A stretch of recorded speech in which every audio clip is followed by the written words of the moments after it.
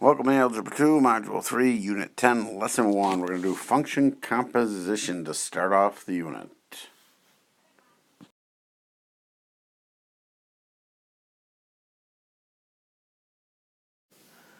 So, the term composition of function refers to the combining of functions in a manner where the solution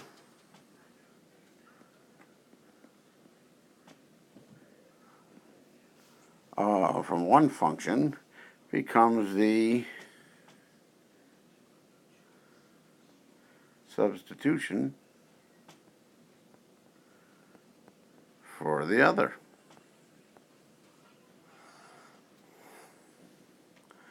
Supposed to say substitution. Okay, in math terms, the output, the y value,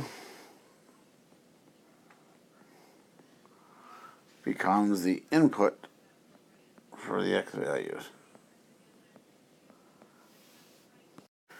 So, the notation used for the composition is f of g of x, or you could do f of g of x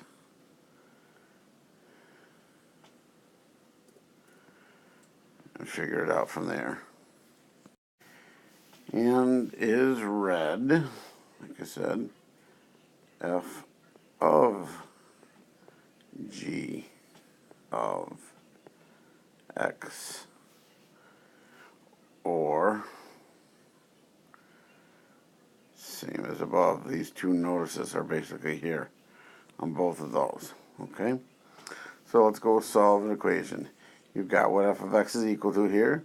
Here's f of 2.5. Did this way back in algebra. Just plug that in everywhere there's an x. So you get f of 2.5 equals 2 times 2.5 squared minus 3 times 2.5 plus 6. So f of 2.5 equals 2 times 6.25 when I square 2.5, and then minus 3 times that is 7.5 plus 6. So if we figure out the first point, which is 12.5, minus 7.5, which is 5, plus 6, the grand total there should be 11. And we do the same thing over here. Given we got in this case h of x is equal to 1 minus x, or sorry, 1 over x minus 4, find h of 2/5. So we are going to do h of 2/5. So we got to take the 2/5 and plug it in. So it's 1 over 2/5 minus 4. You may want to rewrite that 4 as 25ths. Remember, how many fifths is it? You've got to multiply by 5 to get 25ths. So it's equal to 1 over 2/5 minus 25ths. So it's 1 over negative 18/5. And then flip the whole thing. So you're going to be equal to a negative 5/18 is your answer. Question 3, we need to put f of x of 4 over 4. So you're just going to substitute that baby in. So you are going to do x over 4 for the top x, and divide it by x over 4 plus 2 on the bottom. Once again, I would change that. So it's x over 4 over an x over 4 plus how many fourths is 2? Well, that's 8/4. Multiply that bottom times the 2 to get the 8 on the top, and then keep the fourths. So you get x over 4 over x plus 8 over 4. Now, I can multiply here by the reciprocal and flip this around, multiply the top by the same, but since they're both over 4, I can also just eliminate the bottoms. And we can call that x over x plus 8. And you are welcome to leave it that way as your solution. Now, when I do a composition of functions, they're telling us two different ones. F of x is 5x, g of x is x squared plus 1. We did this in algebra in the first course. So remember, the one that is closest to the x is what you do first. So the first thing I got to do is g of x. So I got to take the g of x. Well, we already know what g of x is. They didn't give us a number. If they give us a number here, we would plug it in right into there first. But instead, we're going to take g of x and replace that all into the f part of x. So if I want f of g of x, I am going to take 5 times, in parentheses, take this whole thing and put it in for that x there. So x squared plus 1. And then just distribute. So you'll get 5x squared plus 5 is your answer. Now, does it make a difference on order? Well, this is exactly why they asked the question. Now we're going to do g of f of x. So this time f is closer, so we will do the reverse. And I will take, I'll change colors up so you can see it. When I do this one, I will take the 5x, that's the f of x, and put it in wherever there is x there. So on this one, we're actually going to take the x squared, so we're going to take 5x. The whole thing is going to get squared plus 1. Well, the reason why the whole thing is squared, because the x is being squared up here. So when you square that, you get 25x squared plus 1 is your answer. Alright, in number 5, we got p of x is equal to this, h of x is equal to this, and we want to do h of p of 3. So this is exactly what I was talking about. You have to put the 3 as close to the p, so you put the 3 in for the p first, right here. So you put it in for that. That's the first step you got to do. This is what we did back in 9th grade once again. So if I do this, here we go. So I will do h of p of 3. So the first thing I got to do is do p of 3. So p of 3 will be equal to 3 plus 2, because that's going to replace where the x was. And of course, that's equal to 5. Now I take the answer for that, and I will put it in the next piece for h here, which means it goes into h here and here. So I'm going to do h of 5 as the next part. And all I have to do is 5 squared, and so our answer is 25. If I first plug the 3 into the p, I get 5. Find that answer, plug the 5 into h, and you get 5 squared. If I reverse, I guess we didn't reverse it on this one. We're going to do h of p of x. All I'm going to do that. So once again, do the p of x first, which we already have what p of x is equal to. It's the x plus 2. And you're going to then plug it into h. So h of x plus 2 is what we're going to plug in into the x squared. So it's x plus 2 squared. You can do your box method tabular. You can just double distribute, whatever way you want to get it. The answer will come out to be x squared plus 4x plus 4 will be our final answer here. Okay? But if you need to do tabular or something and do x plus 2 times x plus 2 and go through the whole routine there, you are welcome to do that. Couple more to go. And this one I need f of g of x, so g is closest, so I take all of g of x, which is x plus 1, and I put it into f.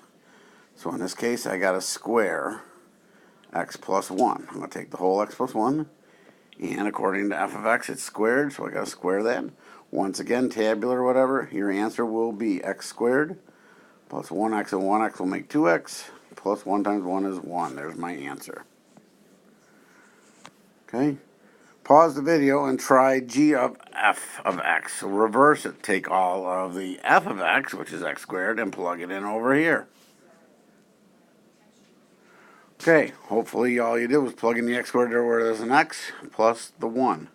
So the x squared goes right there. Just replace that with x squared. Can't get any easier than that. Should have been a piece of cake. Okay, next one. I think we're almost done there, and then we'll be closing. This one will be harder because we're going to deal with some fractions here and here. But what's closest? G of x. So the g's closest of x, which we already know then, is g of x is this right here. And we're going to take this whole thing and put it in over here where the x's are. So I need to do 1 over an x minus 2 over a 1 over an x minus 2 and then plus 1. So you'll notice it looks the same as this, except we replace this with a 1 over x minus 2 and this with a 1 over x minus 2. Alright, so this is definitely a lot more complicated. Gotta go way back to the first half of this course. And over here we need a common denominator. So I'll change colors here. I could replace the 1 with x minus 2 over x minus 2, because that's also equal to 1, isn't it? I get the common denominator, multiply the top and the bottom by it. So, as I go through with that, I've got 1 over x minus 2 on the top, not touching it for a moment. On the bottom, I've got a common denominator, so I can keep that. And I can add the tops, so I get a 1 plus an x minus 2. Well, that's an x, and what's a 1 plus a negative 2? Negative 1. Alright, a little tricky there, nothing major. Now the issue is I've got a 4-level fraction, don't I? So a lot of you guys, once again, I can multiply by the reciprocal and flip it, etc. right here. Or, since they are the same, they both have the same common denominator, I can kind of just ignore that and just put it as 1 over x minus 1. And that's perfectly simplified. No problem. We'll take that answer any day. Sorry, we have one more. Okay, now this is the granddaddy of them all. Not that it's that difficult. We know what f of x is. We know what g of x is. We know what f h of x is. We got to do f of g of h of x. So who's the closest? H of x. So we already know h of x is equal to this. So the first step I'm going to do is plug that into who's the next closest, to g. So you're going to plug it in right there for g. So if you want g of, and it's going to be x minus 2, we're plugging in the h of x. And of course our rule here is 2x, so I need 2 times what you're going to plug in, which is the x minus 2. And if you clean it up, you will get 2x minus 4. So that's that part. Now I got to take that, and it's got to go in the last part, the f.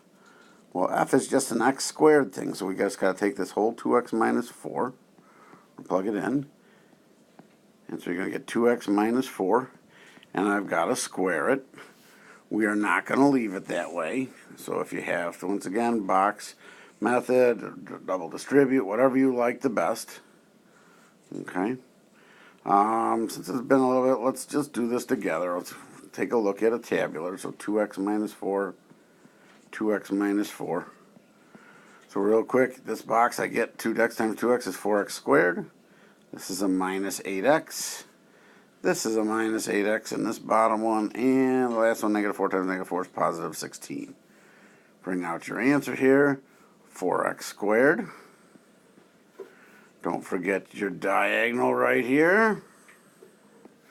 So negative 8x and negative 8x is going to bring out a negative 16x. And finally, plus 16, and that will be our answer. All right, and that's a 3-level composition. We did h of x, and so then we did g of h of x, and then finally f of g of h of x. And you just keep plugging it in and working your way out is the way to do this. In closing, f of g of x, also known as f, so you can put or f of g of x, is basically read like I just said. You're going to take f of g of x. And it clearly tells you to start with function g, because that's closest right here, once again. That's closest to the x. Okay, and you're going to plug g in, meaning that take g of x and put into f.